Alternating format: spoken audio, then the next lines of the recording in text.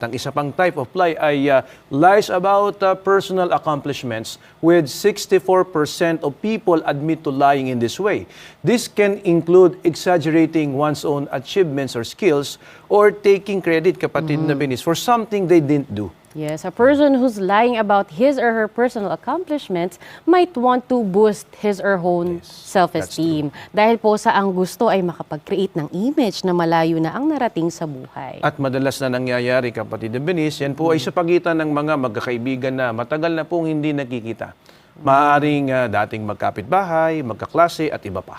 At may pagkakataong din po kasanin nangyayari rin po yan sa mga magkakamag-anak. Yan po ang lumilitaw sa pag-aaral na ibinabahagi po natin kanina. At ang isa pa pong type of lie ay lies about their emotions, with 63% of people admit to telling these kinds of lies. This can include pretending to be happy when you're really upset, or saying you're not bothered by something when you are actually meron ka. Yes, Kasani, ang ganito pong lie ay pinagtatakpan ang totoong nararamdaman sa mga taong nakapaligid sa kanya.